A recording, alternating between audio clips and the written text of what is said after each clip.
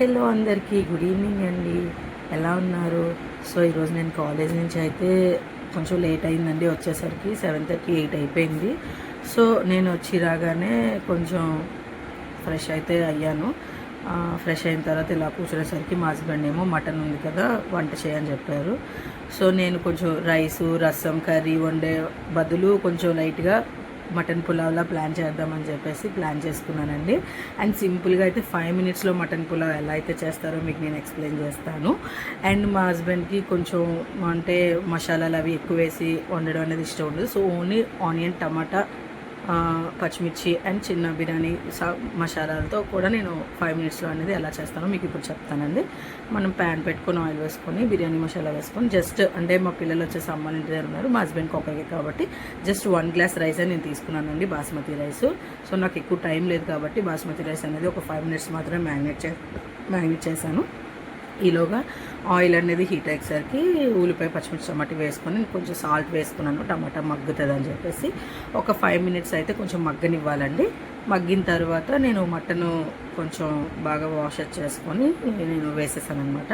వేసిన తర్వాత బాగా కలుపుకొని మిక్స్ చేసుకొని అండ్ ఆనియన్ టమాటా అండ్ మళ్ళీ దాన్ని ఒక 5 మినిట్స్ మగ్గిన తర్వాత and garam masala jeera powder and mutton masala so powders అనేవి నేను లైట్గా వేసుకున్నాను.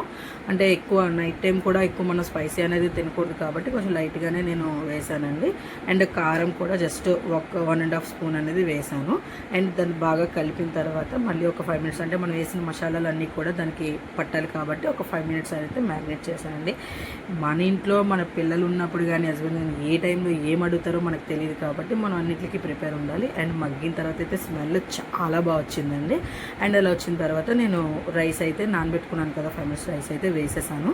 వేసిన తర్వాత దాన్ని బాగా మిక్స్ చేసుకుని అండ్ రైస్కి కూడా మనకి మసాలా అండ్ కర్రీకి ఉన్న మసాలా అంతా కూడా పట్టాలి కాబట్టి సో అదంతా మిక్స్ చేసుకొని కొంచెం సాల్ట్ మనకి సరిపడే సాల్ట్ అది వేసుకొని నేను బాస్మతి రైస్కి మన నార్మల్ రైస్కి ఏంటంటే గ్లాస్కి 2.5 గ్లాసెస్ వేస్తాం అండ్ బాస్మతి రైస్కి జస్ట్ 1.5 గ్లాస్ వాటర్ వేస్తే మనకి సరిపోతుందండి. ఎందుకంటే మనం ఆల్రెడీ 5 మినిట్స్ అంటే మ్యాక్సిమం ఇది 1 అవర్ నానబెట్టాలి రైస్ అనేది.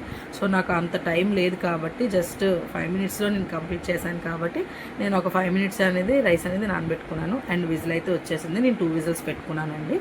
సో విజిల్ వచ్చిన తర్వాత తీసాను. చాలా మంచి అనకూడదు కానీ ఆ టేస్ట్ ఆ స్మెల్ చాలా బాగా వచ్చిందండి, వెంటనే తినేయాలనిపించింది. సో చాలా బాగా చేశాను. ఇంత 5 మినిట్స్లో కూడా మటన్ పులావ్ చేసుకోవచ్చా అనిపించింది. అండ్ ఫాస్ట్గా మా హస్బెండ్కి అయితే వడ్డించేశాను. ప్రేమగా తినేవాళ్ళు ఉంటే మనం ఎన్ని వంటలైనా చేస్తాం కదండి. సో అలా ఉద్దేశంతో గబగబా అయితే చేసి పెట్టేశాను మా వారికి.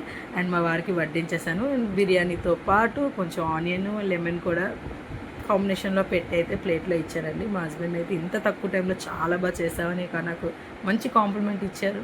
థ్యాంక్ యూ హస్బెండ్ గారు అని చెప్తూ అండ్ నేను కూడా కొంచెం టేస్ట్ చూసాను, చాలా బాగుంది. మీరు కూడా ట్రై చేయండి guys. Bye bye, thank you, please subscribe.